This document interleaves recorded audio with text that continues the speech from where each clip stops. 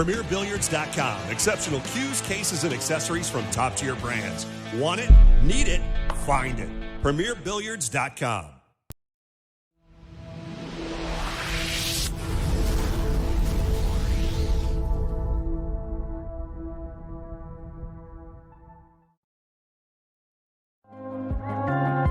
At JB Cases, we care about your cues by putting layers of padded protection around them and then build as much case as you want around that protection. Visit us at jbcases.com and design your case today.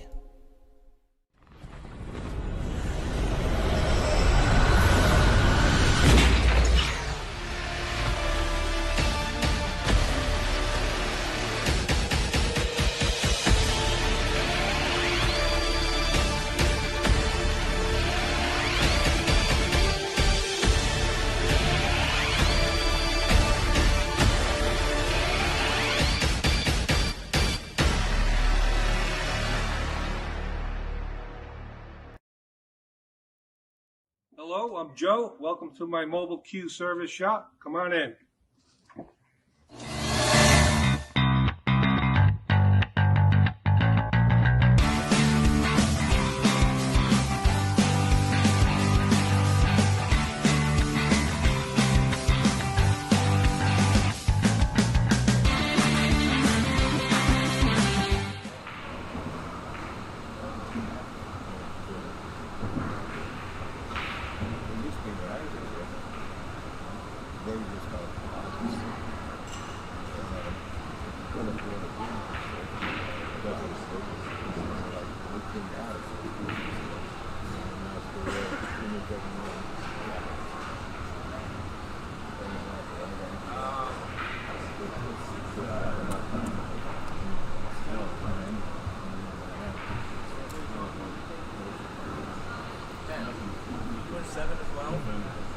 I already have it.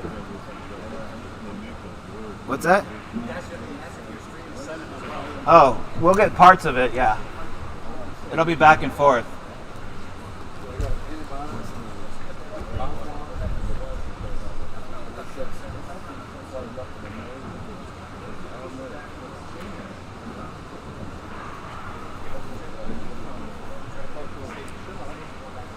Trent and Cameron, you guys got like 10 minutes though. We're going to take a little bit of a break up here for just a minute.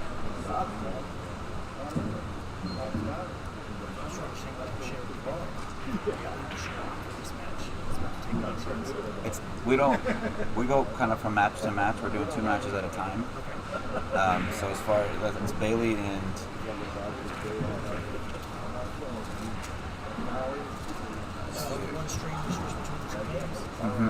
yeah, we switch kind of back and forth. This is like our main feature table here. That's like a secondary one off to the side. Looks like Bailey's playing Conor, if I'm correct. So we'll go back and forth on that match. Yeah, it's always going to be the same link. Yeah.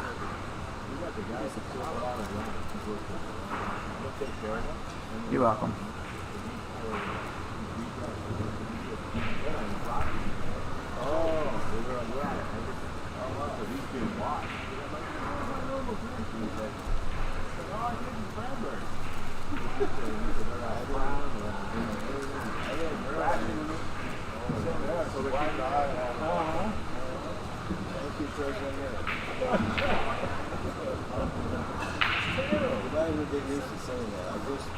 When I was in the waiting room, I listened to them telling the municipal buildings residents to give the people $100 for a setup. So employees give $100 for a setup. We have a federal program where you get increased vaccination. Because of the rise in COVID around the country, we normally are non-vaccinated. So we said, you go and get your medicine. And part of it is that you have to let these people off. These are the I'm asking to have it off. So they can take their advantage of the vaccine. Well, say 38% of the country don't want to get vaccinated. They don't want to get vaccinated. They don't want that new one. They made it popular. Yeah, so if it's fine, I mean, everybody that gets COVID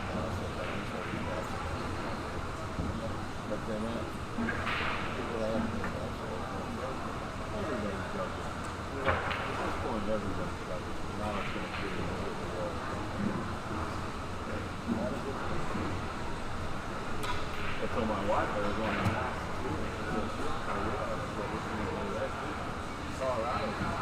Colorado tattoo. Yeah, we're back to Are you from Colorado? I am. Good. Indiana, no? Really? We went for a little while. We're okay. We want to we're the only state out of all the states, all the states that have it. That's also the only state that has it.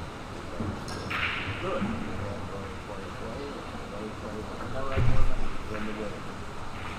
I'll be out there March or April. I mean, check. I'm going to do Eco Marathon. Yeah. So, That's cool. Roger owns the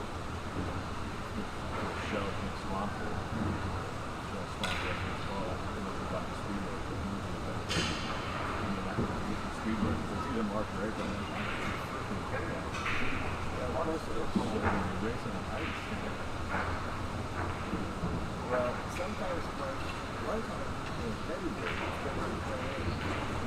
were down in New Buffalo, it was 80 degrees. Well, that's because I go off in 500. You never, it's either Freezing cold. I mean, then you go to Brickyard and no. You know, there's a hot light. I got the first turn sign that was on the infield.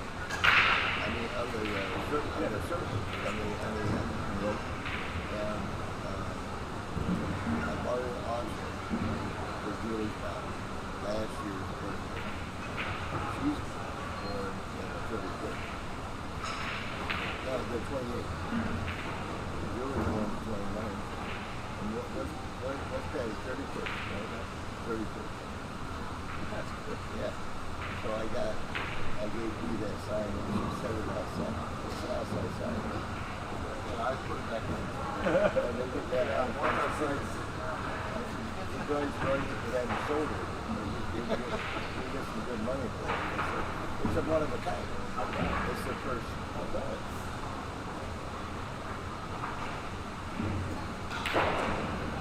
She had subscription season tickets. She was one of the first to ever buy it. She bought it before the first race ever started.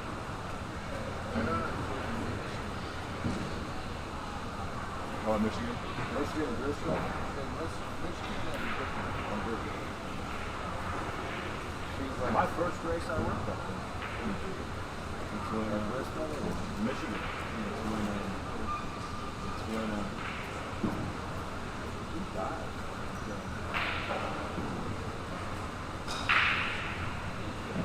Clifford Allen. Bobby Allen. oh, I was at that main. yeah. I was working that race. And I remember his head on the wall. Turner rolling out and hit. And Dale Jarrett won the race. But it was brutal. And we got to that. It was Friday practice and he died. I remember that. A lot of people don't go for that. Was when all the throttle was. Because he had Kenny Irwin in another track. And he said he died. His hands was throttle stuck. And he now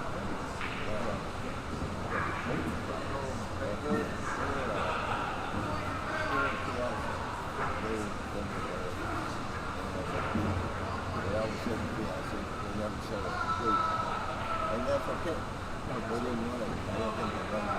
They were so involved with each other. She really took it hard, but he one day Ricky didn't wake up. Called him. Did you call 911? Yes. He had a heart attack at 6. He had a heart attack at 6. So I went down. Oh my God. They were arrested by us. Rescue risk. And then Dale Jr. I mean Dale Sr. the breakfast was going to be one. Did you really? Wow. Yeah, that was got me out of it. He was Napa was a sponsor of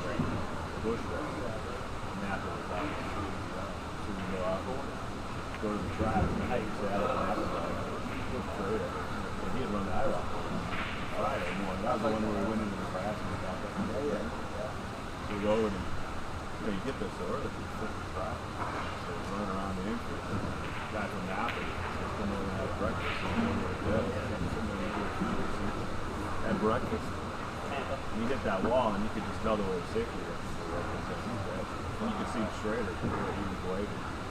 So I get in the plane, fly home, get off the plane, media everywhere. It was the first time, and they want me just attacking me about it. It was insane.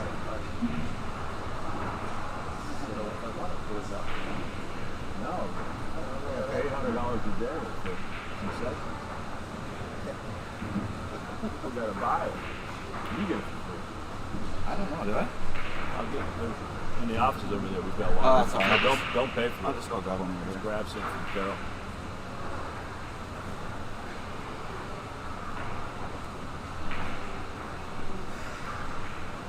And then in Charlotte, we usually play college. I went there too. I was the next week, so I got USA. I got everybody calling.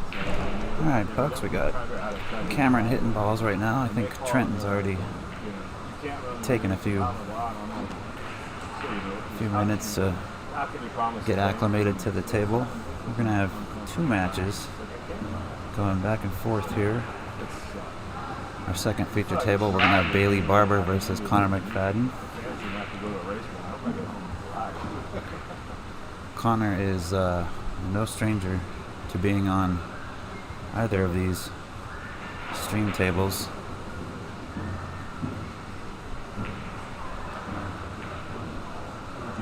And that's going to be B-side action of our 8-ball division, so that will be a race to 2.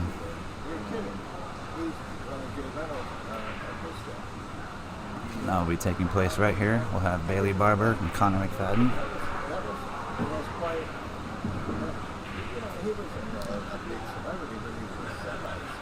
But they're not even at the table yet. These guys are just about ready to get going. Very knowledgeable. Do you have a story about everything? That's possible too. How he doesn't know. He was always on J. Leno's garage.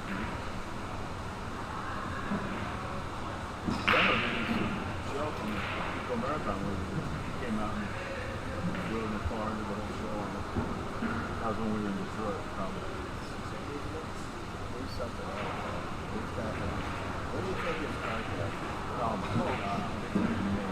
Oh yeah.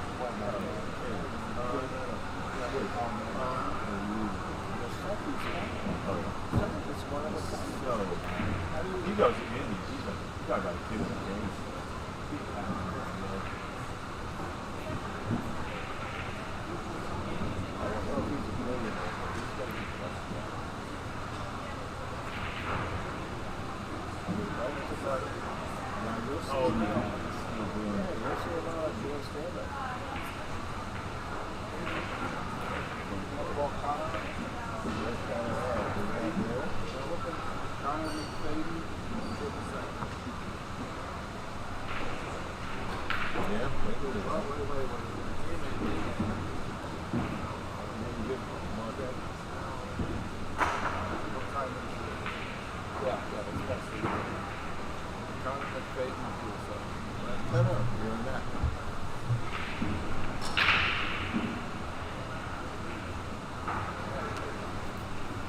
Konner McFadyen, Table 7. Konner McFadyen, Table 7. If you know him, call him on the phone. He's up at Table 7.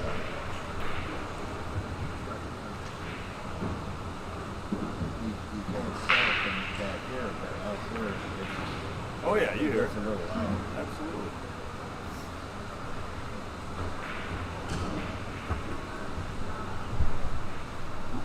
All right, score sheet has been issued. Both players are ready to go. We've got the lag underway. Trenton White versus Cameron Cummings. What a lag there.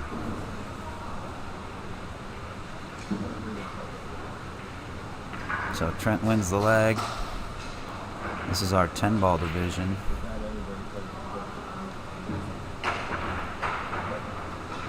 It's going to be a race to 7 alternating break. Excuse me, this is B-side action of our 9-ball division. I apologize.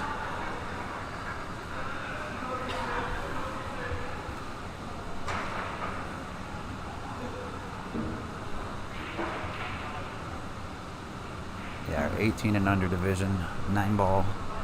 The loser of this match will take 9th through 12th place. The winner continues their tournament life. My name is Ben Sutherland with BBTV Productions. We're coming to you live from South Point Hotel and Casino. Beautiful Las Vegas. Our Junior National 9-ball Championships. Rack number 1. Trenton White to break. There's a 3-point rule on the break shot, so 3 balls must cross the head string, or 3 balls must be pocketed, or any combination of the two. 3 foul rule is also in effect. 3 consecutive fouls results in a loss of game. Trenton crushed those balls, didn't make anything. It was a legal break. Well, our first look at Cameron. We saw a little bit of Trenton during an 8-ball match earlier today that finished rather quickly. He won that match 3-2.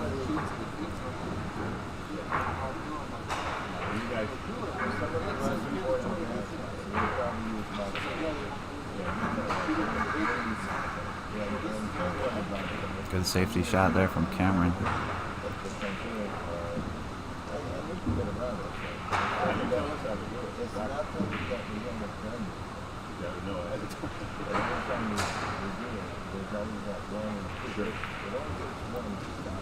Looks like we're going 2 rails in behind this ball. Always going 1. This is a very, very good shot. That was a great safety.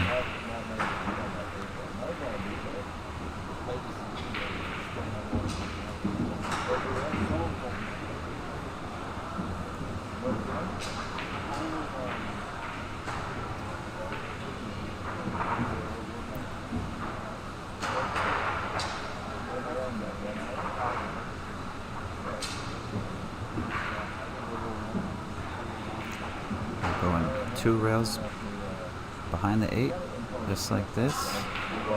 Great kick shot from Cameron. Both players so far showing some strong kicking knowledge.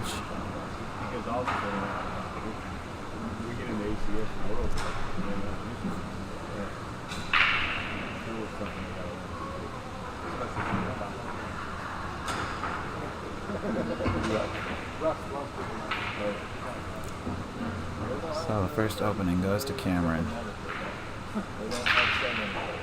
Another lefty. We've seen a lot of left-handed players in this event. Way more so than we normally see.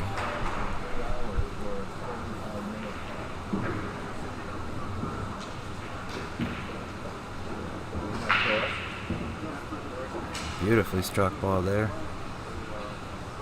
He can play a good safety here if he wants. He can play a 2-9 combination. He's got a couple of different options here.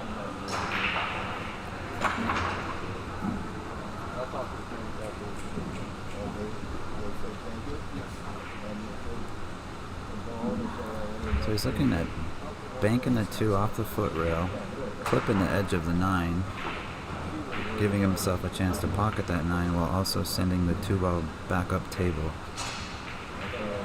And then you can use the 8-ball for coverage with the cue ball.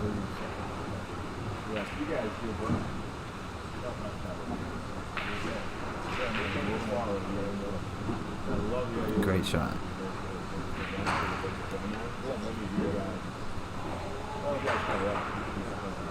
Trenton going straight for the jump cue.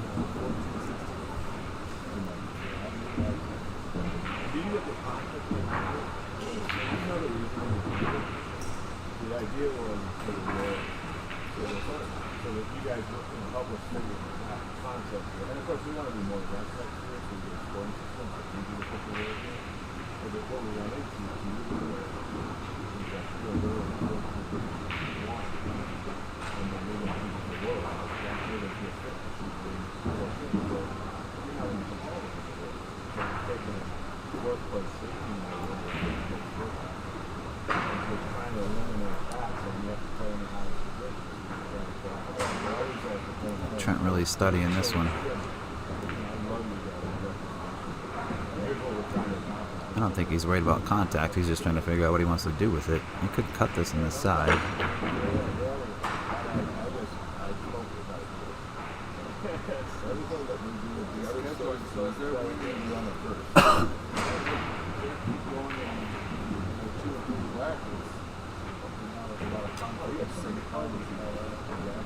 The beginning is separated by all those lines. You never know. There's losses. You can't do that.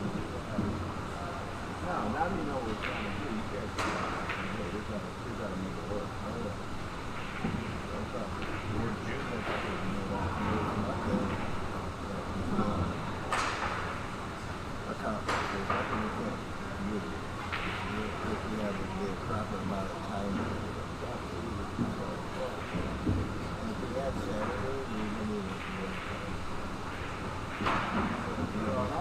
So I think we'll see another safety play here. Tuck the cue ball in behind the 9, or behind the 8, excuse me. You know, I might be looking at playing the carom. He's looking at both angles.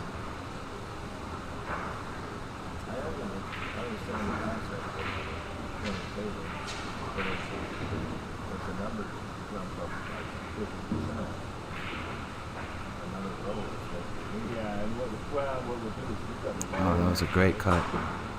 Great cut shot.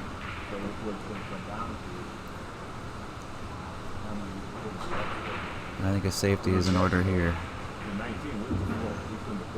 I'm not so sure he got there. Not sure how much of that 3 is exposed, but Cameron's eyeballing the situation right now.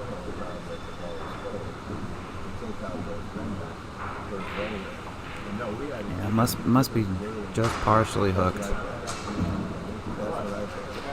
Might have to jump the edge of it.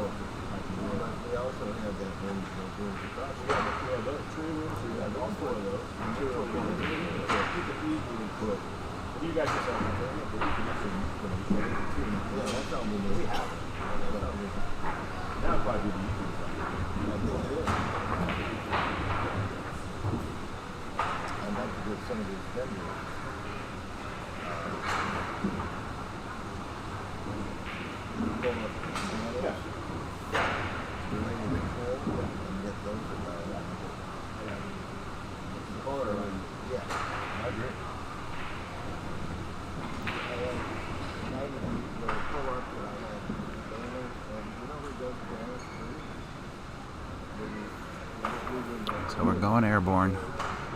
He only has to jump an edge of this 9. I think he's pretty favored to make this ball. That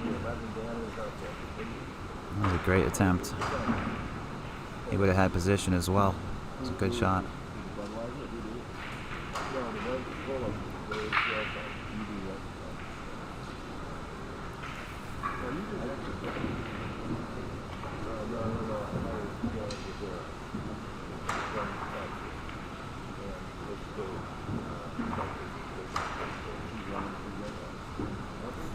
This will probably be kicked with some pretty good pace.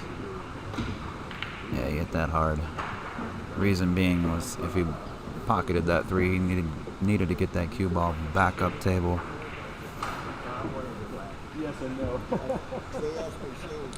So a good opportunity here for Cameron to strike first blood in this race to 7.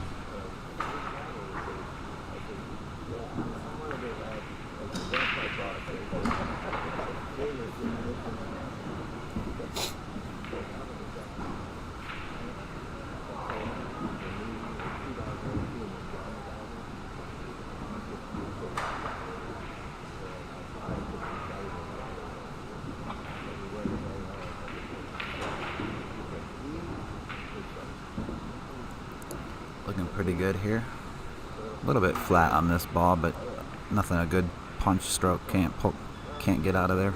He can also spin this ball if he wants. Oh, he opted for his side pocket position. Okay.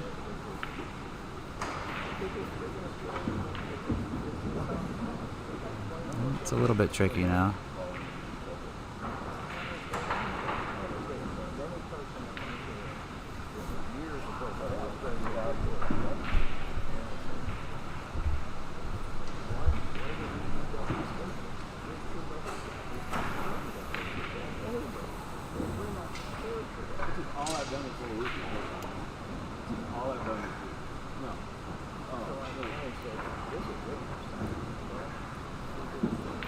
I don't think he likes it too much. He's taking a real hard look at this situation here. He knows the cue ball's tracking away from that 8 ball before it goes back toward it. And it's tough to fire a ball into a side pocket from this angle. He's going to take a really good stroke here.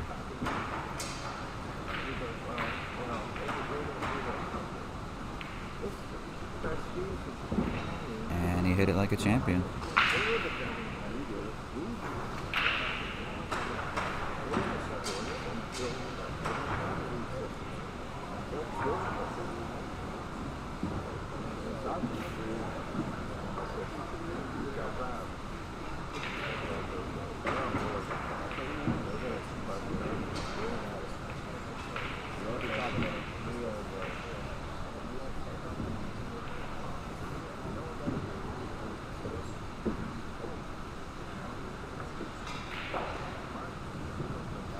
Nice little nudge there. A little bit close to his work, but I think he'll be okay. Nice out. So first point goes to Cameron in this race to 7, alternate break format.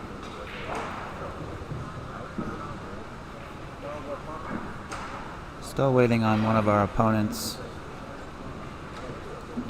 for our second feature table. If you're wondering why we haven't paid any attention to that match yet, it hasn't started. We're going to have Barber versus Konner McFadyen in our 8-ball division on the B side. So that'll be a quick race to 2.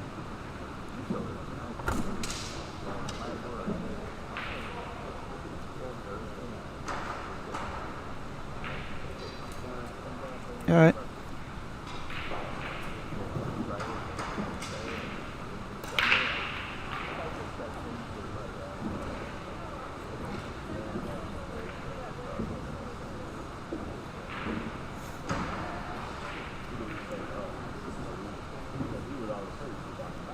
Scratch on the break from Cameron.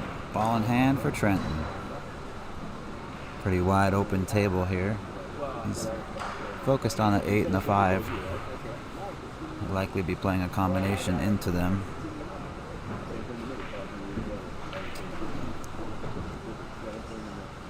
He may not have to.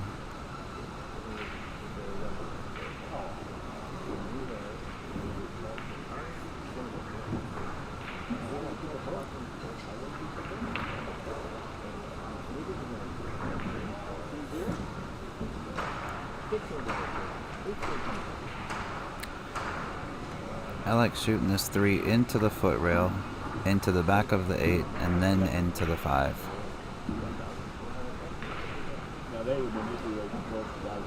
He did just fine going straight at the 8. I wasn't sure if he could control the 3 ball going that route, but he did very well. Plays a nice carom on the 8 ball. I'll just roll this in. I don't think he has to do too much. Could elect to go all the way back up table if he wants, but I don't think there's a need for it. Good shot.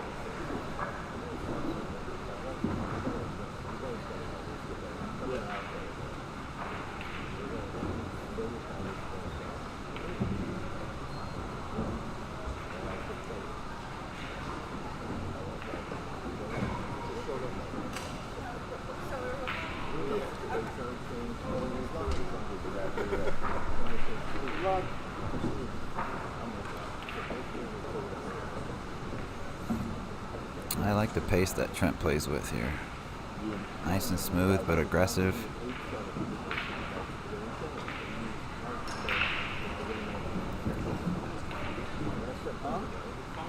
So, he punishes Cameron for that scratch on the break and ties the score line at 1 apiece. He'll be breaking rack number 3 as well.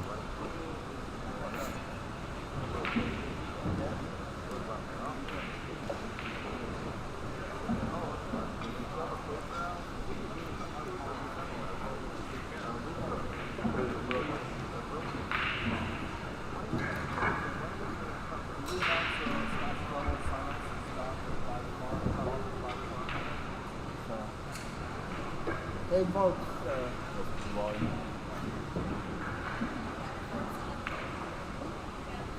okay, listen up gang.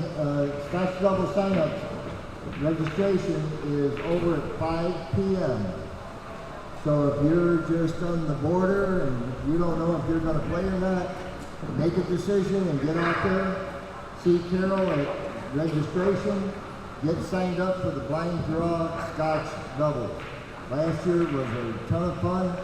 So if you still want to shoot pool, it's going to start at 7:30, but cutoff is 5 p.m.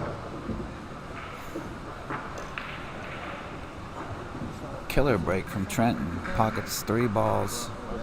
He's got to look at the 1, but he's elevated over the 9.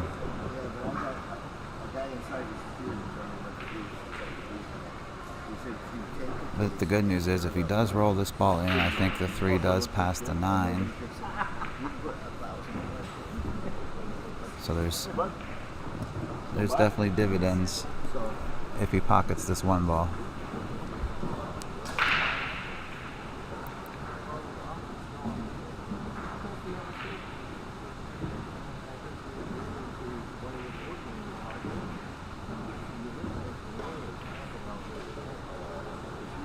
What a shot.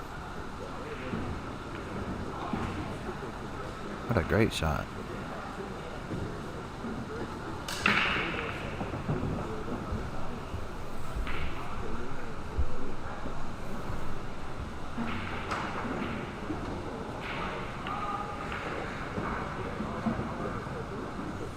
I think he can drift in between the 6 and 7. Just like that, he had perfect position too.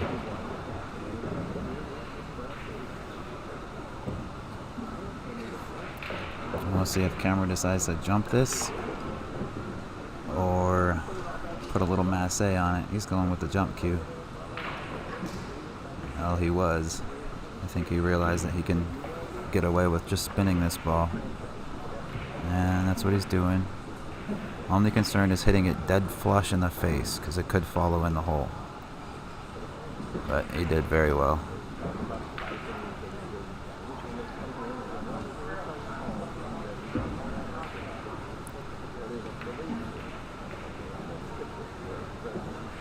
Well, he was trying to get above that ball. Got a little bit of work to do now.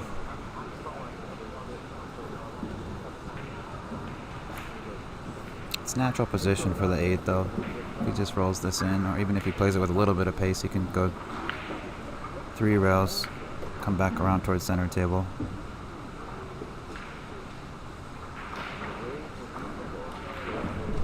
Looks like he's just going to play this with draw 1 rail. Oh, he was going all the way up table.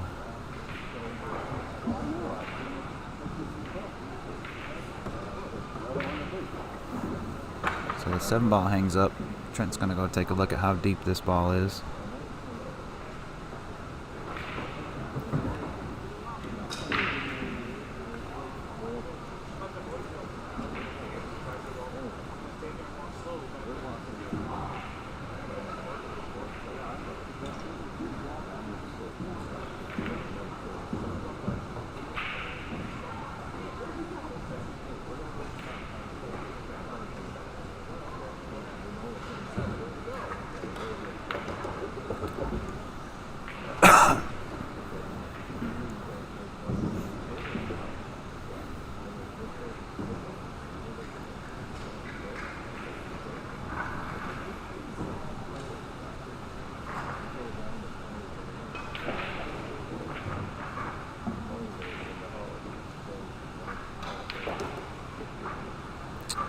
Watch the cue ball.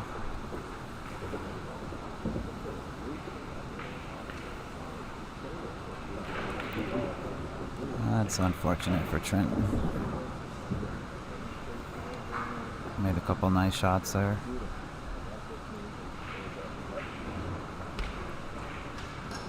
Cameron ball in hand on the 9. I think we're going to see a 2-1 scoreline here in about 5 seconds. Maybe not. He's changed his mind.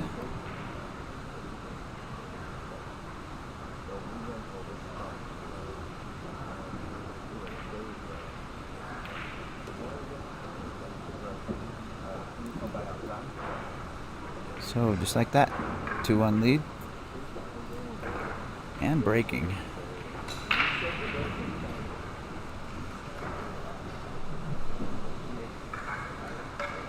And let's check in on Bailey and Conor. I believe they've just gotten started. I think this is rack number 1. Yes, it is.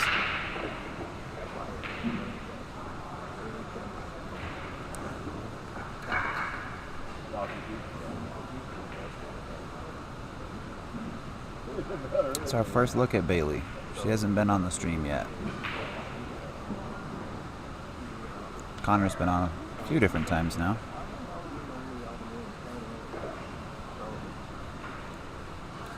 And this is the B side of the 8-ball division. So it's a race to 2.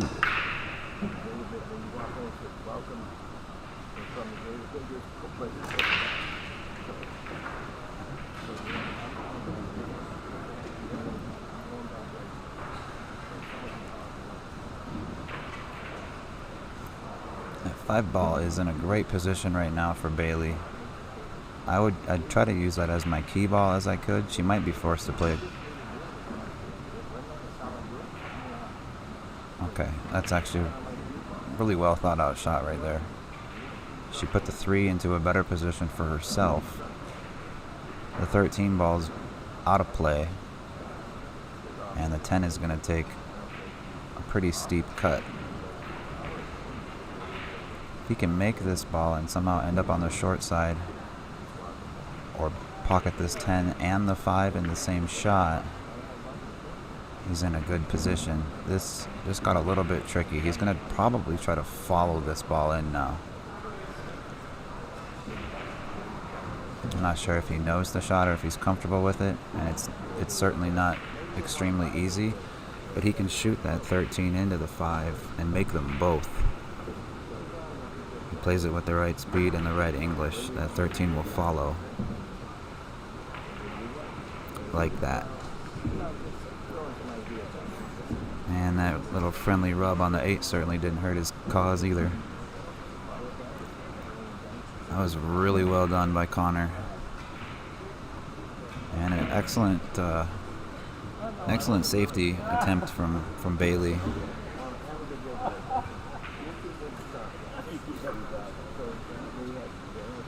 Conor just found a way to solve that problem. We'll jump back over to our other stream table here. Cameron addressing the 1.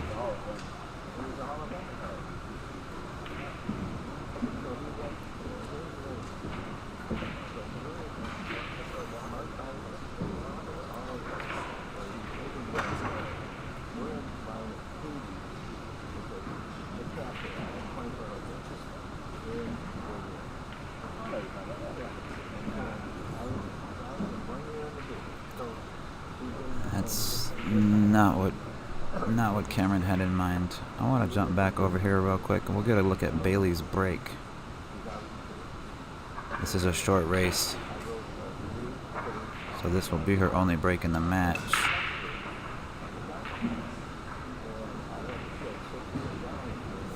And she crushed him. Look at that break. What a shot.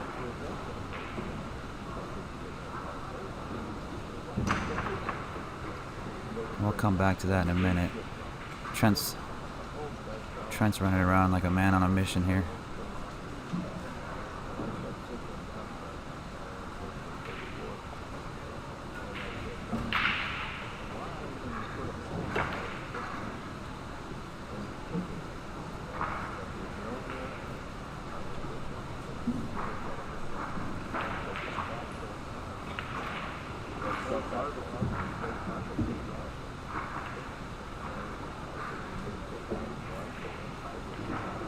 Sorry to keep jumping back and forth. This is such a short race to 2. I'd like to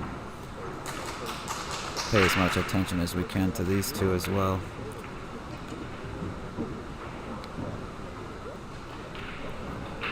Fantastic break from Bailey.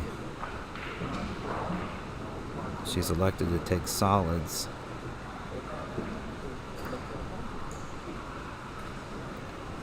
I believe that's the 11 ball that's tied up in that upper right hand corner, kind of where he's standing. So that's gonna be his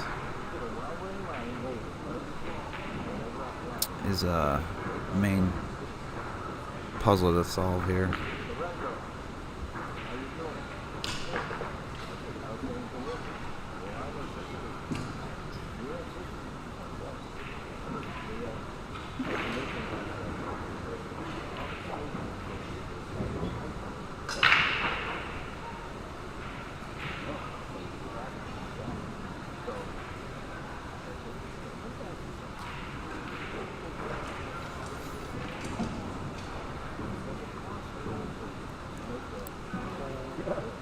She's calling the 4 ball. I like it.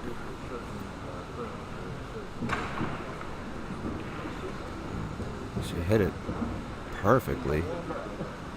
Now this is where I think she should play the 7 and break out her problem ball. If she shoots the 1, she can make it, but there's no guarantee of position. Now there's certainly no guarantee of position if she plays the breakout, but I think she gives herself slightly better opportunity if she shoots at that 7. We're trying to bring in a big gun for you to commentate with. Who's that? Sarah Rousey. I thought I saw her over there. All right, I'll see you later. See you, buddy.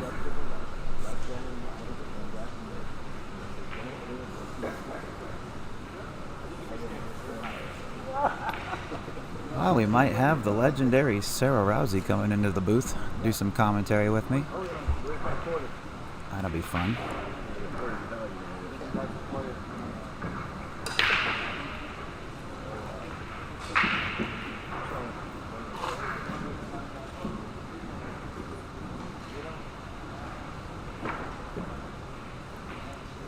What a shot there.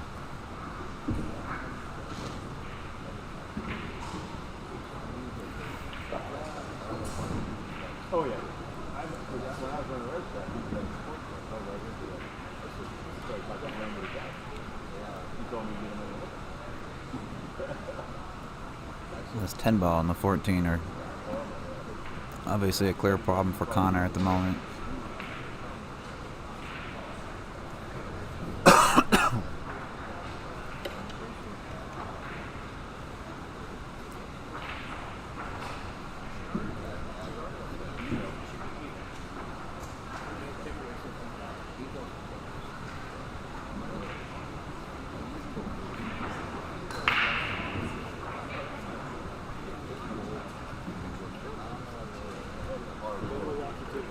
This is Alice. Alice. She's going to help you commentate on this match. All right. I know about these players. Here, have a seat. Take it easy. Relax. I don't think I've ever talked to either of these players. That's okay. We got 2 matches going on. But you know enough about the game to do commentary. Alice, how are you? Good, how are you? I'm doing very well. That's good. Welcome to the booth. We're going Thank back and you. forth between 2 matches here. We got Bailey Barber versus Konner McFadyen in this 8-ball division, B side. So it's a race to 2. Conor took rack number 1. Connor's really good. I played him yesterday. And back on our main table here, we've got Trenton White versus Cummings. Cameron leading 3-1 at the moment. That's a race to 7 in our 18 and under 9-ball division for the boys. How's your tournament been? Still in it? Well, I just got knocked out of the 9-ball one like 20 minutes ago, and then I can't remember her name, just knocked me out of the 8-ball one. Oh, so you're all done? Yeah, Are you going to play in the Scotch doubles? I am. That'll be fun. And I hope it is. Well, do you know either of these players? Trent or Cameron? I don't know either of these ones, no. No? Not a talker. They've both, like a lot of players here, have got some pretty good firepower.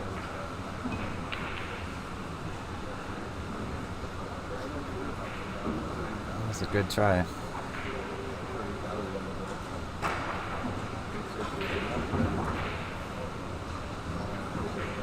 So this is Cameron here.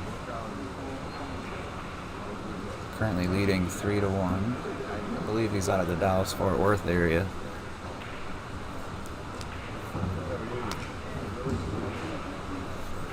Where are you from? I'm from Wisconsin. Wisconsin, huh? Oh, yeah. What about you? You betcha. Yeah, I'm from Minnesota, so Oh, nice. we were neighbors at one point. Well, I moved probably before you were born out to Arizona. And now I live here in Vegas. Nice. I bet that's fun. It's got its ups and downs, I'm sure. like anywhere else. It is fun, though. You get to be in the middle of all these types of events all the time. Nice and hot. It is, yes. It's much different than Minnesota and Wisconsin. We don't get much snow here, Or rain. or rain, or cold. We just get a lot of hot. There's hot, and then there's really hot. That's about it as far as seasons out here.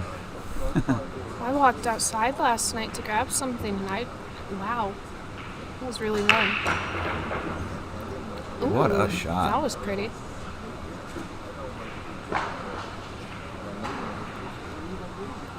I want to watch that again.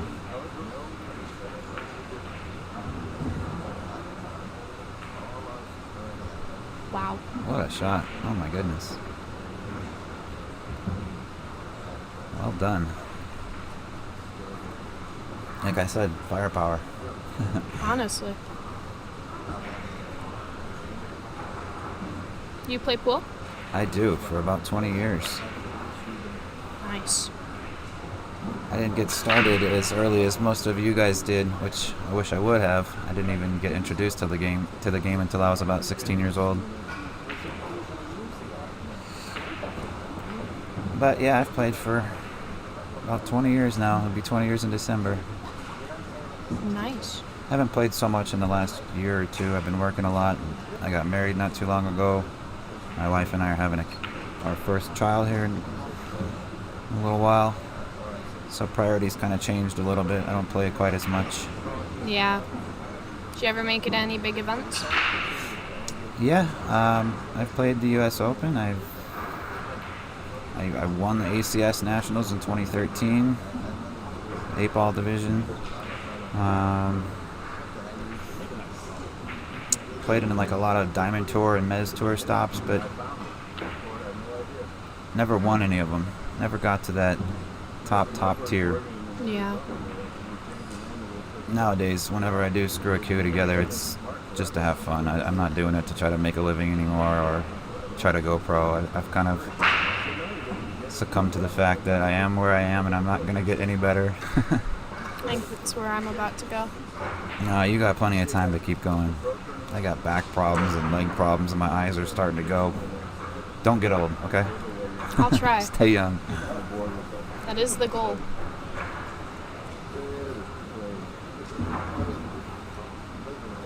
I think you can see just enough of this ball. Just gotta be careful not to get behind that 8. And he made sure to clear it entirely.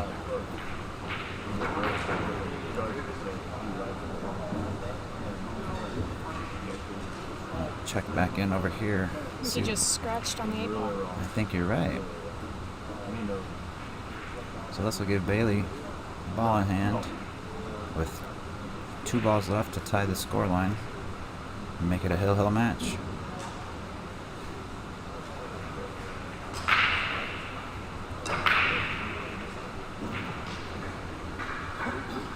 Nice shot. Now, are you familiar with Bailey? I did. I played her in 9-ball. Oh, okay. You beat her? Yeah. I think I won 7-4 on her.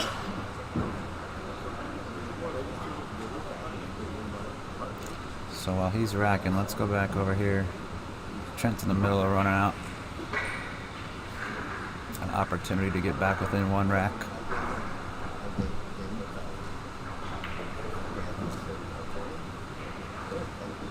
Nice angle, doesn't have to do any work here, just roll the ball in.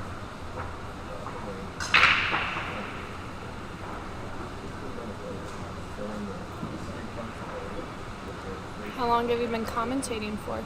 About 12 years, 10 years at least. Started streaming for fun.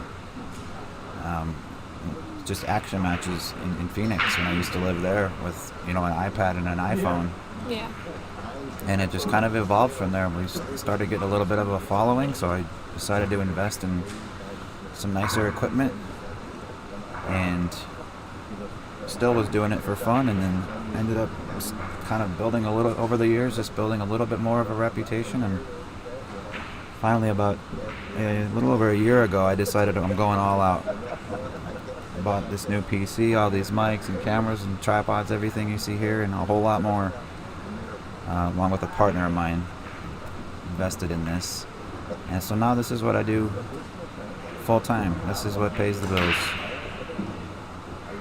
How long have you been doing it for B.E.F? This is the first time ever. Usually Raw Hannah does it, Raw with On the Wire Media, or Creative Media. But he came down with a little bit of an illness and wasn't able to make it out here. I got a phone call, or a message rather, about 2 o'clock in the morning of the first day of this event, from Shane asking me if I was available. And I got the message, and I woke up at about 2:30, 3 o'clock, saw my phone, saw the message, and jumped right out of bed and started working on my computer, getting everything ready. And then I was here by about 8 o'clock in the morning, and we were set up and live by around noon. It's a good thing you're close by. It all came together really quickly, yeah. I only live about 10 or 15 minutes away from here, but I'm actually staying here for this event just because it's early mornings and late evenings. Yeah. It's just a lot easier. Plus my wife and I share a vehicle, so it's a little bit easier if I just stay here. Understandable. Let's check back in over here real quick. We're tied up at 1 apiece. Bailey at the table. I believe she's solids. I think she's looking at the 6 here. Yep. Ooh. Oh, what a try.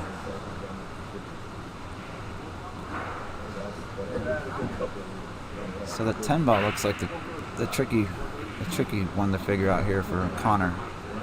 I don't know if it passes the 4 and the 3. From where I'm sitting, it looks like it goes right by beautifully. We shall see. You might be right. It's tough to tell from our angle. If it doesn't go, he can get creative right now. Just bank it in the corner.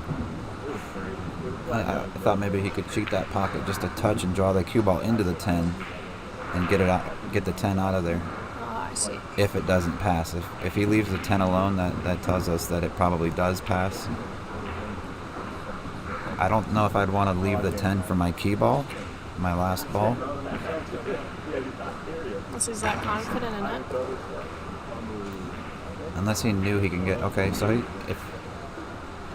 he's got a great angle on this 14. If he gets dead straight in on this 10, he's fine. He'll want to lay the cue ball on that long rail as close as he can.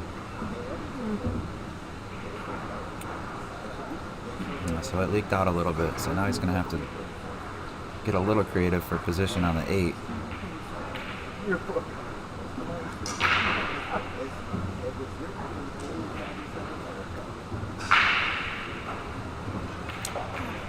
Just grazes the red 3. Bailey back to the table with an opportunity to knock Conor out of this affair.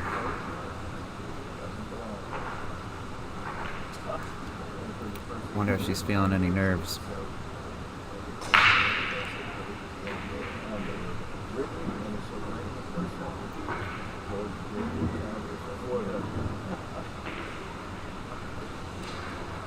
Did you live near Minneapolis when you lived in Minnesota? I was born in Minneapolis. Oh. Excuse me, I was born in Rochester. I lived about 45 minutes away from Minneapolis. So I suppose big cities aren't a big difference to you? No. Nope, I'm used to living in big cities.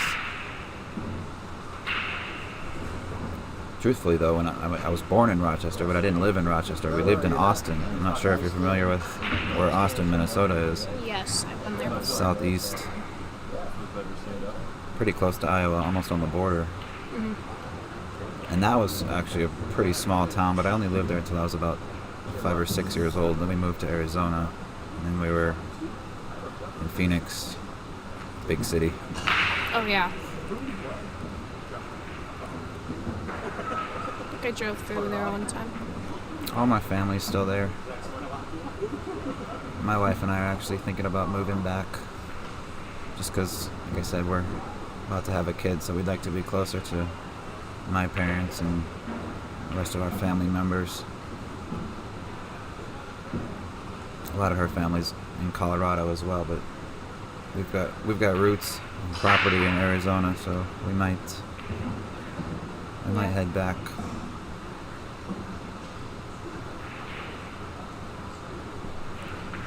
So this one's coming down to the last ball or two, folks. She overcut it, but she blocks the pocket. Oh, we've got drama in this last rack. Connor's a lefty, so he can actually reach this a little bit easier than a right-handed player can. I wondered if maybe he would go all out and go for the crossbank.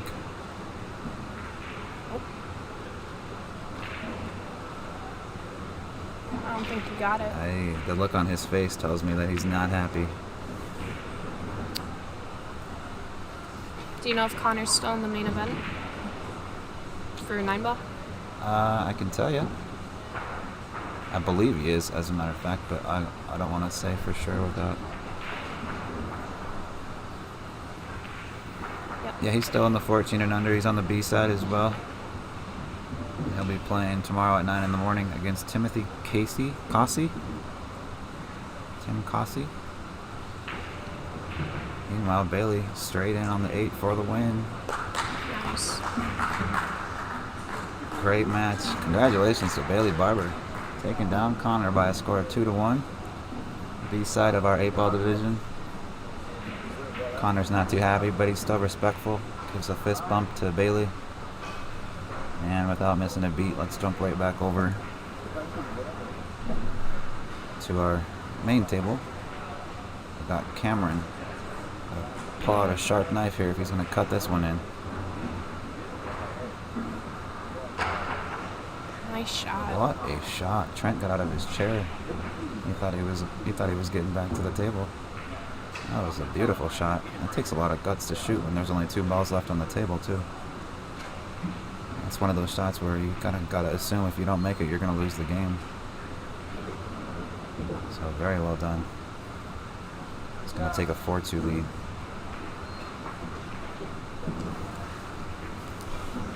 You get to look at Trent's break again. He's got a really powerful break. He hits him hard. I'm a terrible 9-ball breaker. Are you? Yeah. I mean, I'll make a ball every now and then, but with the 3-ball rule that's here, Oh, that I don't 3-point get rule. to stay It's at tough, the table isn't it? most of the time. Yeah. And the fact I never play on 9-foot diamonds ever, because there's So none you're near my town. A little bit out of your element. Yeah, I'm a bar box player. Are you? I think the closest 9-foot diamond to me is an hour and a half in Minneapolis, actually. Wow. Oh, look at that break. Parks the cue ball. Pockets a ball. Beautiful shot. Straight in, the look one. on the 1. 2 ball, I believe, will pass the 7. I think he's better than 50% to run out from here.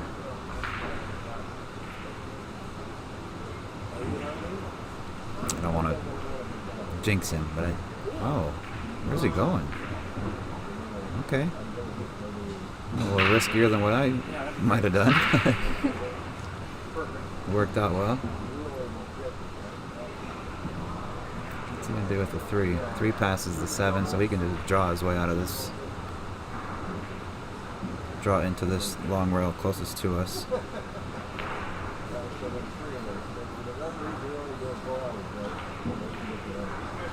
Spin back up.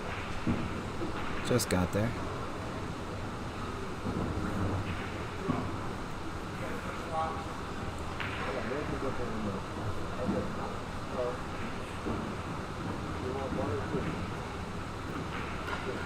Oh no.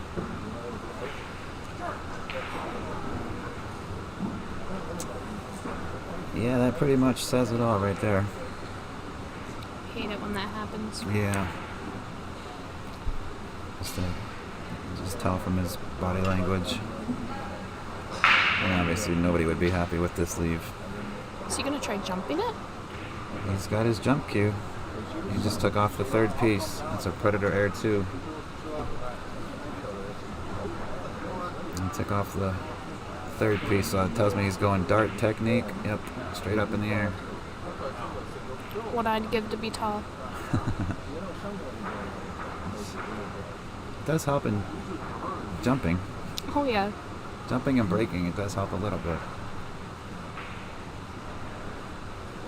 Overall, I'd rather be shorter when I'm playing pool, so I don't have to bend my knees or bend over at the back too much, you know, at the end of a long session. I'm a tall guy, I'm taller than Trent is. I'm a little sore after a long session or a long day of pool. Yeah. And it's usually from just constantly bending over and having to bend at the knees. And Suppose there is some faults to being taller. yeah, you look at players, we were talking about this, Shane and I were earlier, you look at players like Alex Pagulayan and Dennis Orcoyo, they don't really have to do much, maybe bend their knees just a little bit. They're just right at that perfect level. Oh yeah.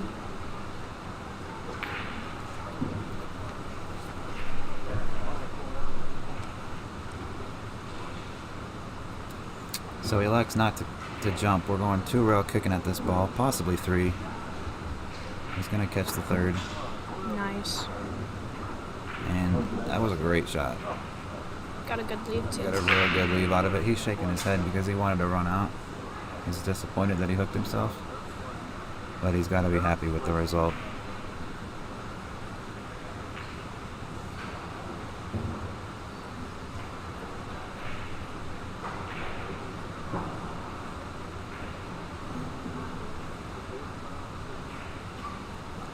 Didn't quite get there. This is no bargain, though.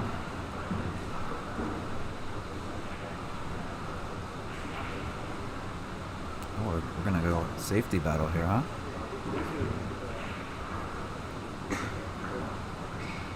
I think he just barely got it.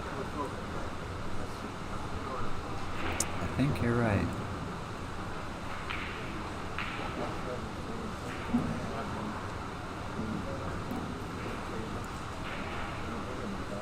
Cameron coming back for the shorty.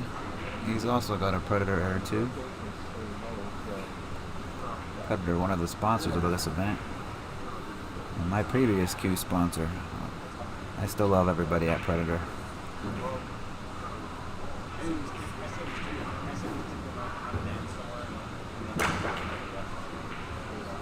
Are you still sponsored? Yeah, now I'm all Q-Tech. Nice. Yeah, for about 2 years now. 2 or 3 years. Don't think he got the pocket for the 4. 5. No, it's either safety or combo from here. Yeah, that's safety all the way. Nice. Great cue ball. Excellent cue ball. He might have even got him a sliver of the 8 ball. I can't tell if the 8's in the way at all. It might not be.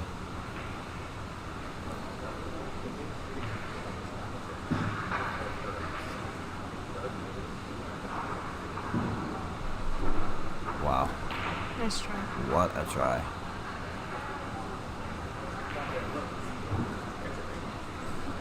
Does Q-Tech make cues? Yes. I do? I wasn't sure. Yep.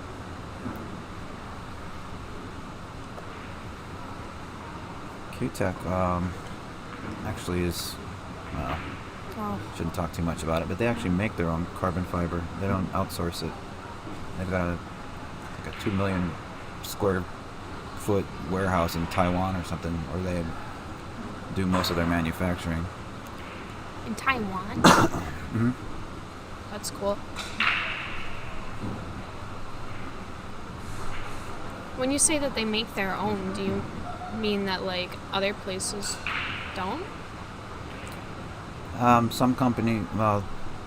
Most companies buy their carbon fiber tubes from some source, Yeah. whether it's overseas or in the country. Generally, it's overseas. I couldn't tell you who, because I don't know who's making them. But Yeah. generally, they're blank tubes that are sent into the United States, and then the company, we'll use Predator for example, they actually finish their Revo shafts at a warehouse just outside of Boston, or in Boston, Massachusetts. Mm-hmm. They don't actually make their own carbon fiber. It's a very, very expensive and very tedious process, but they outsource. They have their tubes made by somebody else. Mm-hmm. They have them sent in, and then they fill them with whatever filling that they put inside the tube. They put their own vault plate, their own ferrule, their own tip, their own collars and rings, and then they fit them to whatever joint specifications are needed. But I don't know too many companies that make their own carbon fiber from scratch, or from whatever materials it takes to make it. It's actually really interesting. I thought that all the companies just, did it themselves and didn't buy tubes for it.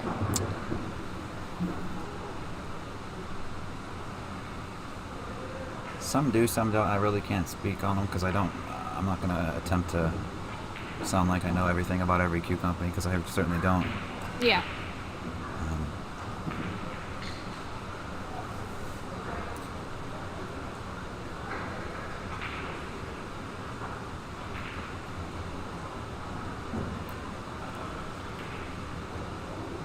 Nice. Very nice.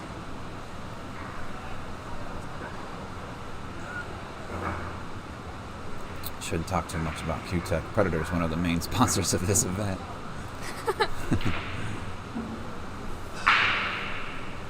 Predator, although much bigger and broader than Q-Tech is, they've kind of taken over the pool world. Everything says Predator on it now, it seems. Everything says Predator on it, but I still don't think I hear that much about it. Although I'm from a decently smaller town, so. Predator is without a doubt the biggest production pool cue company. And they've got a great marketing department as well. They're just really on top of things. They're kind of like, are you familiar with Matchroom? Yes. They're kind of like Matchroom, where they just kind of dominate whatever they touch. It's just kind of effortless. Well, I'm not going to say effortless, but they're just very good at what they do.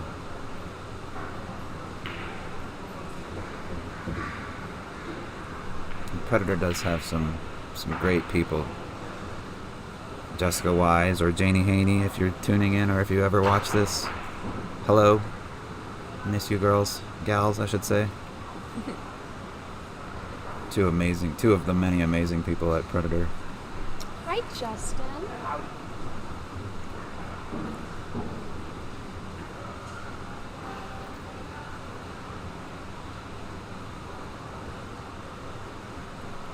So is moving back to Phoenix going to make commentating harder for you, or do you have like certain gigs that you're just always at? Most of the time, I've got a suitcase, 2 different suitcases that I can fit all of this stuff in. Yeah. Most of the time when I stream, or a lot of the times, it's out of state. So I pack up my suitcases and fly to Boston or fly to Arizona or New York or wherever to do these different events. Moving to Phoenix would make my Las Vegas streaming a little bit more difficult, just because I'm, a 4 or 5 hour drive away. But yeah. That's about the only inconvenience, is the drive. If I really wanted to be picky, I could hop on a flight and be here in 45 minutes. Thank you. So since you share a car with your wife, most of the time you just fly to things that are out of state? Or all the time? I don't drive anywhere. If I'm going to stream something, I'm flying there. Is that expensive, or do the people who you like do it for pay for it? It's usually covered in the expenses. Otherwise, it gets worked into my pay. Either way, it's offset, but Yeah. it generally doesn't come out of my pocket too much on the travel expenses. Got a little lucky on the leave. Can he cross-bank this if he wants, or can he not see any of that ball? I'm pretty sure he can still see some of it, but I don't think he's gonna cross bank. That's a good shot there. It is.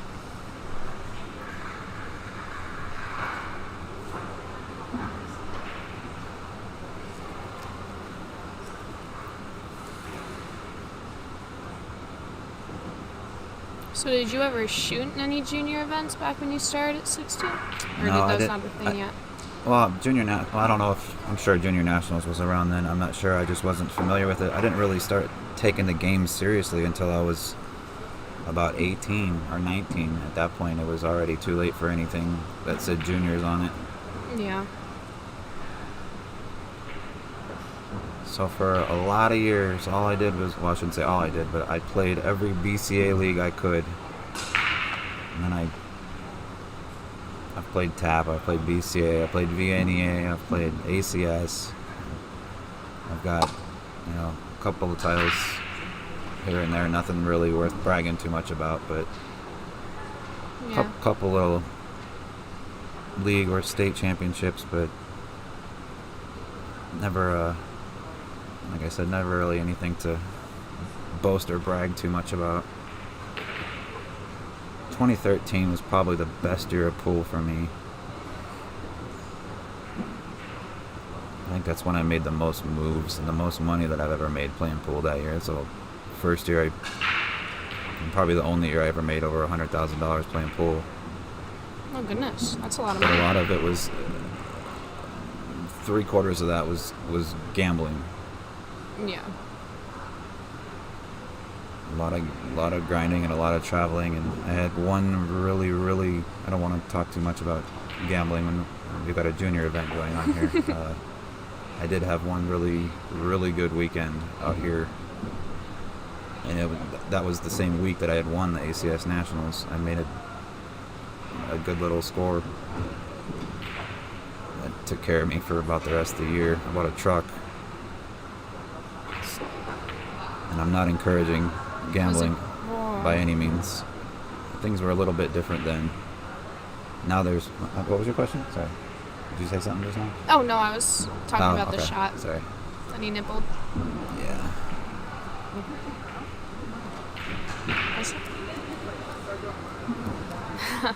Wow. Hmm? That's a lot of money to win in a year. That's still a lot of money. Yeah, it's more money than I've made at a job in a year. And that's why I tried to keep going with it and wanted to go pro and wanted to be Efren or Shane or Earl. Yeah. And just never quite got to that level. And then my priorities changed. Like I said, I got married and I got a child on the way. It's just cool. Now it's just a hobby, something I do to enjoy myself. I'm behind the mic way more than I am on the table nowadays. Yeah. I'll say that. Is this like your official job? Yes. Or? Yeah, I don't do anything else. This and selling cues, which I don't really do that too often, but For Q-Tech? For Q-Tech and for another company called How Cues and How Tips. They're based in Shanghai, but that's actually their logo right there for a moment, that yellow shield. Oh. I don't think I've heard much about them. Are they newer? No, they've been around a while. They just haven't become real mainstream in the United States. Yeah. Obviously, Shane Van Boning. Obviously. He plays with How Tips. they also make cues as well. He doesn't play with How cues, he plays with Q-Tech. Yeah. They're mainly known for their tips, and now we're starting to get more of their cues into the country. They're real popular, really, really big in Shanghai and in China. Yeah. So looks like we got a tie ball game here, and both players taking a break. I had a race to 3 left here.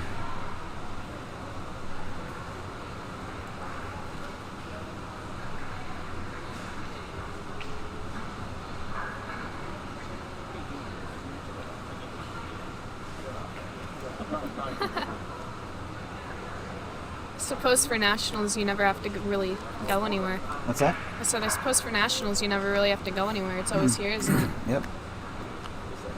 That's lucky. Is that why you moved out here? I originally moved out here because I was constantly traveling out here to play pool for tournaments or for action matches.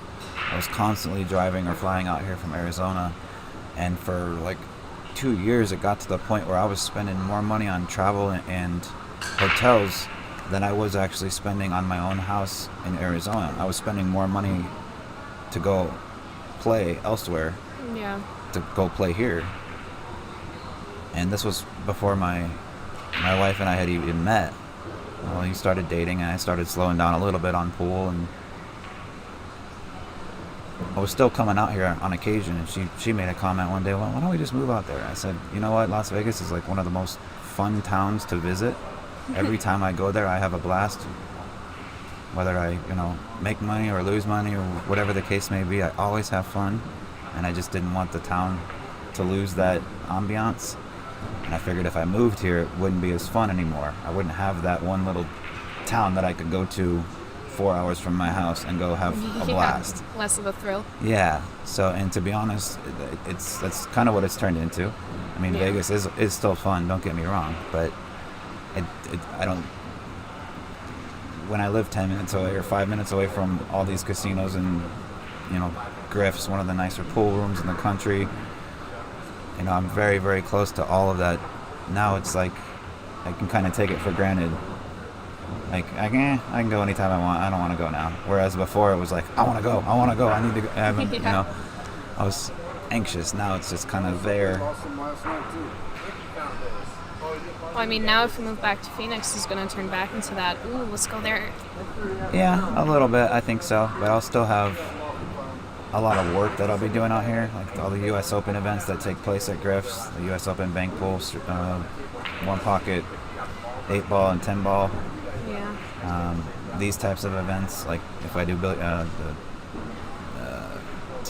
junior nationals again, so I'll be back out here quite a bit. So I think it'll still kind of feel like just like home away from home. Yeah. I don't think it's ever going to have that same exact feeling that it used to have, and that's all right. Yeah. I just have to go find another town to go have fun in. Go check out Atlantic City or something. I don't think I've ever been there. Neither have I. Both players back from break. Tied up at 4. Trent breaking rack number 9. Put that glove back on. Back to business. Switching sides.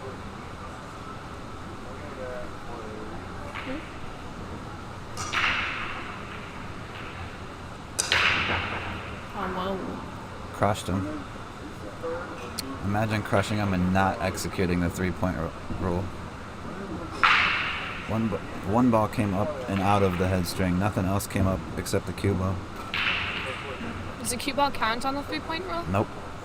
It's got to be 3 object balls. See.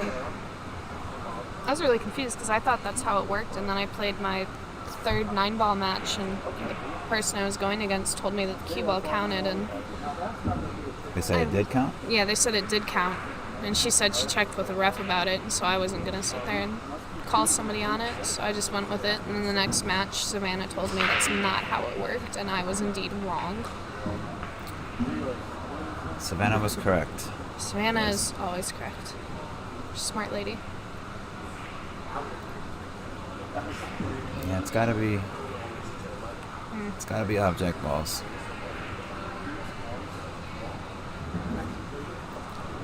Watch this. He's going for the 3 fall. He scratched on the break. Played a good safety. Now Trent's on 2. Oh, does the foul on the break count as one on the? Mm-hmm. Oh, I honestly forget that exists.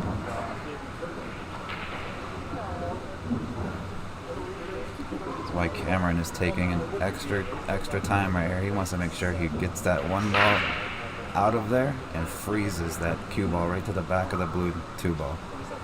He doesn't want any space between the cue ball and the 2 ball.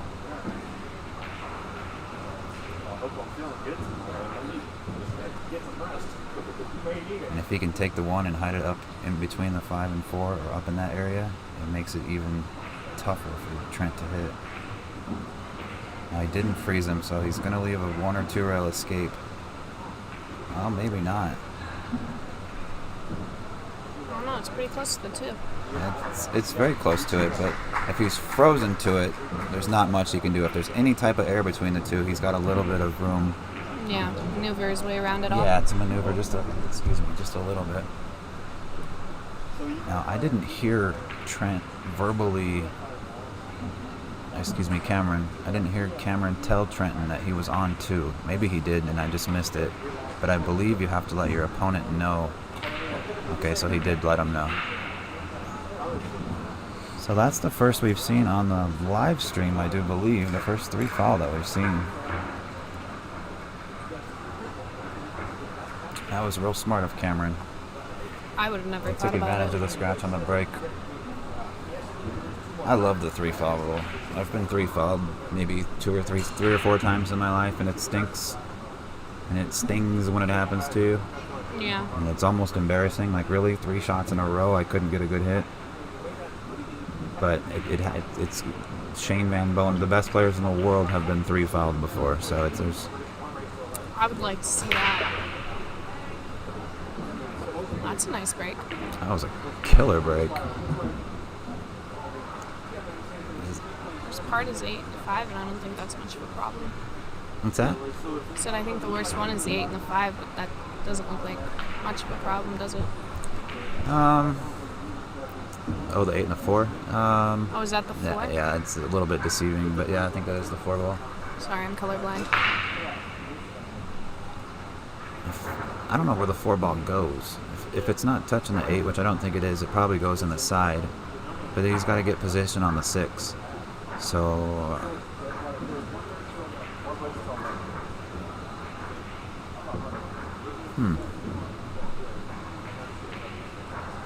Kind of surprised he played it that way and not harder. He's playing safe again.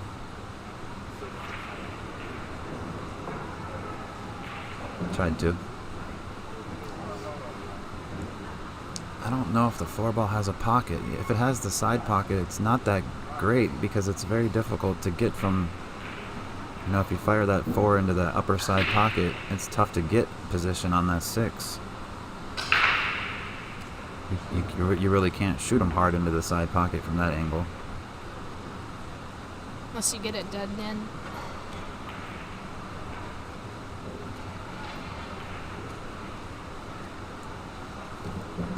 I don't know what he was trying to do there. I think he was trying to play it safe. I would imagine it's what it looked like. I just wasn't sure what his thought process was there. It was a little hard. Cameron looking to see if the 4 passes the 9. He could play a 4-9 combination, but that's not the highest percentage shot. Now he's got to worry about the 6 too. He hits it right now. He's going for the 4-9. If the 4 passes the 9, then we've just been deceived this whole time.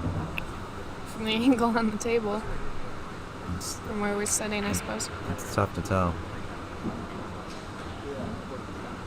It ought to be really thin if it does go by, though. Yeah, you're right. It'd be about half a pocket, maybe.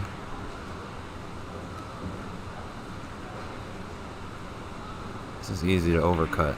Oh, we hit it great. He had the whole pocket. We were wrong. Deceived, I should say, the whole time. That was a good shot. Yeah, it was.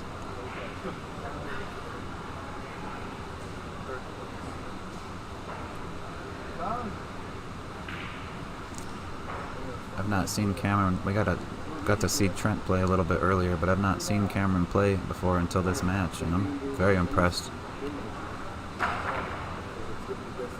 One thing I noticed too, there's so many left-handed players in this tournament. Way more than I normally see at events. Was he left-handed too? He is. Hmm? I don't even pay attention to whether or not they're left-handed. Unless they're like my Scotch doubles partner, in which case... To me, it's weird. I'm right-handed and I play right-handed, but for whatever reason, I think lefties make it look better. I can play with both hands. I don't... You what? I can play both handed? Hands, yes. Wow. Maybe it's just because I'm so used to seeing right-handed players that when I see left-handed players, it just kind of fascinates me. Because I can't even hit a ball left-handed.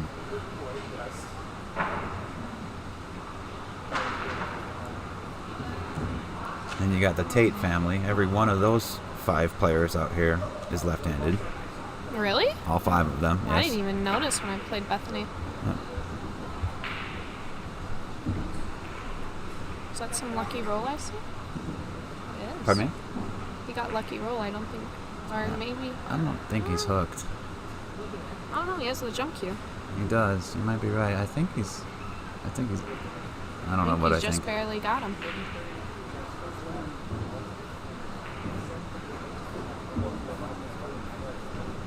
I just go rail first into the 7. That's what I was thinking too. But maybe the 9's blocking too much of it to go rail first. It doesn't look like it is, but... It honestly doesn't even look like it's blocking it at all. Oh, nice try. Looks like he will.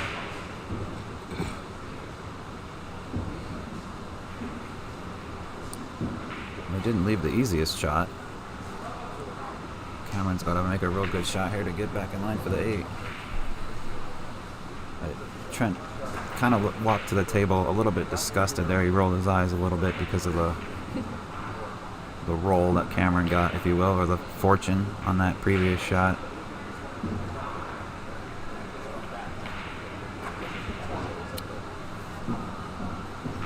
It's a nice try.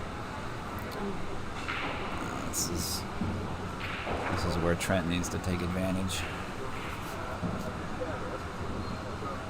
And this is where height comes as a bit of an advantage too. A lot of people would be grabbing an extension or a bridge. He's over 6 feet tall. He can stretch across most of this table. I can't even reach halfway without having to grab a bridge. Oh, I almost missed that. He just had a mini heart attack.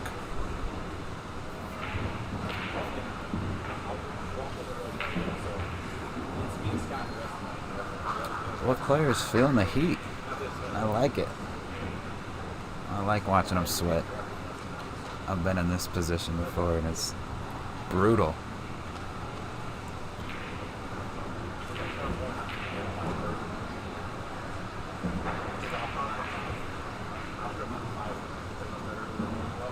Oh, it does tell you the scores.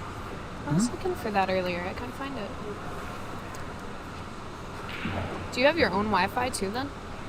I'm hardwired. You're hardwired. I have an actual dedicated cable that the IT department hooked up. Sitting here wondering why yours is so fast and the one over there is like... We also do have, I'm not using it, but we do have a wireless internet system that they're using for the tournament brackets themselves. But for my actual PC, this doesn't even have Wi-Fi. It's the only way this thing can receive internet signal is if it's hardwired. Can't you buy one of those things that you just plug in and... I could, yeah. Like an antenna? Yeah. I with this PC, I wouldn't do that. That PC in front of you is the same computer that the UFC uses to stream their fights. That must have been expensive. Yep. Oh gosh. That's about $11,000 right there. Just a PC. And it doesn't even have Wi-Fi. It's a little dusty.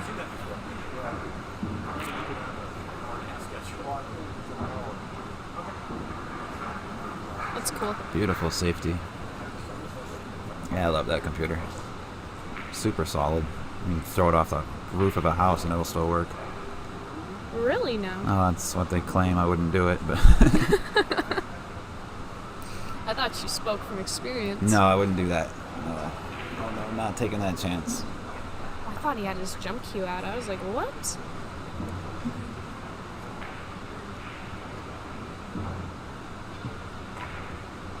That's a nice hit.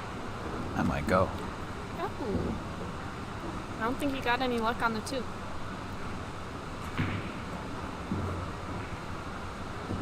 Hard to tell.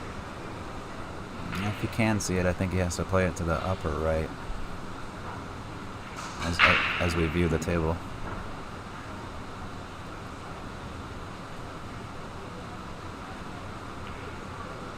That's where he was going with it. That's a nice try. It's a nice try, and it's a golden opportunity for Trenton to get on the hill.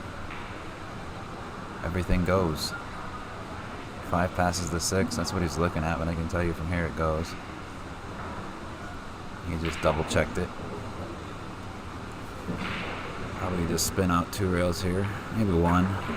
I'm very surprised he didn't come around the other side of the 8 and 9. The bottom on it? Or just Yeah, I'm right? very surprised he didn't come around the foot.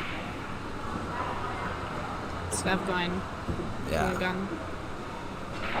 I would have been playing position for this 5 in the corner. It definitely passes.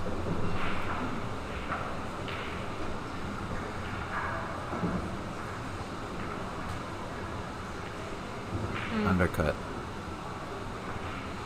Where's the cue ball? It's a long shot. I suppose it's easy if you've played on 9-foots your entire life. Pardon me? I suppose that's an easy shot if you shot on 9-foots your entire life, is it? I wouldn't ever really call this shot easy. Just easier. I mean, easier. Yeah, if you've been playing on 9-footers your whole life, yeah. But that happens way more often than not, at least for me. That's all I've been doing this weekend.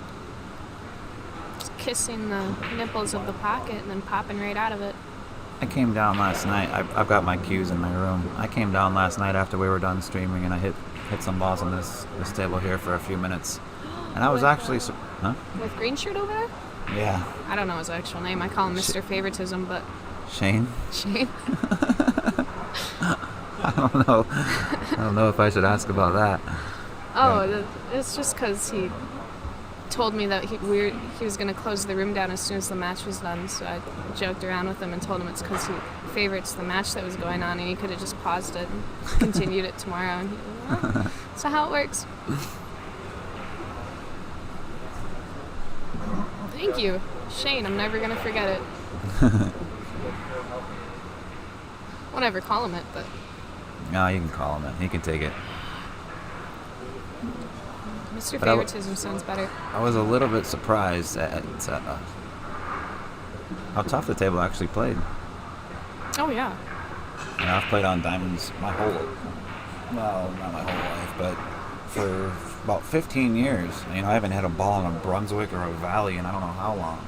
Diamond is all I play on, and we're absolutely spoiled, both in Phoenix, where I come from, and in Vegas, where I live now. You know, like I said, Griff's is 1.5 miles from my house, and it's nothing but diamonds. They don't have anything except diamonds, 9-footers and bar tables. And where I come from in Phoenix, every pool room, 90% of the pool rooms have 90% diamonds. This is the weirdest break I've seen all week. Everything's on the right side of the table. Yeah, it is a little strange. Yeah, no, Griff's. The first time I ever came to Vegas, I went there, and they were actually in the middle of a tournament. I don't remember which one it was, but Shane Van Bodien was there, and he was playing Alex Pagulayan. That was the U.S. Open 8-ball, probably. Probably. But... Were they playing on that very first table when you walk in the door? Yeah, the one straight to the right. Where the cameras are? Yeah, Yeah. that one. We were in the finals. They actually played the finals of the U.S. Open 8-ball and 10-ball, and they both made it to the finals. Mm-hmm. Shane won the 10-ball. It went hill in the 8-ball, and I know because I was there. Shane broke and scratched, and Alex had ball in hand, hill in the 8-ball U.S. Open, and ran out. And I'll never forget, as soon as he ran out, he fell down to his knees and like started praising God and put his hands in the, he's such an entertainer, Alex. Yeah. And even Shane was like, Shane was bummed out that he lost, but even Shane was kind of laughing and smirking, and Alex came up and gave him a big old hug and was like hanging on him, like, finally I beat you type of thing. Oh yeah. It was a lot of fun to see. Mine would be 5 years ago now. Pardon me? 5 years ago now. Was that when that was? 5-ish? I want to say 4. 4? Was it 4? Griff's has been open for... It might have been 5 now, actually. You might be right. Yeah. I think you are right, I get confused actually. with the skip year and everything, but it was the first time I'd ever come to the B.E.F. Nationals is when I went there for the first time. And I came here for the first time when I was 12, so that'd be, 5 years ago. Yeah, that makes sense. Just doesn't feel like it's been that long, but I think you're right. Yeah. Meanwhile, Trent running out over here on the hill in a golden position here, 2 balls away from knocking Cameron out. Yep. 9th or 12th place. This will extend Trent's life. This is B-side action, so the loser is done. I don't like to use the word loser, but great match by both players. Trent showed a lot of heart there because the rolls were against him a little bit for a while, and he was down a rack or 2 at one point. So he showed a lot of heart, a lot of character. Came back, finished nicely. On that note, we're going to end the broadcast. We'll start back up here in a moment with our next match once we figure out who that will be. Alice, thank you so much for hanging out with me in the booth, chit-chatting. It was a real pleasure. My name is Ben Sutherland. Thank you, you as well. And we'll be back shortly, folks. Thanks so much.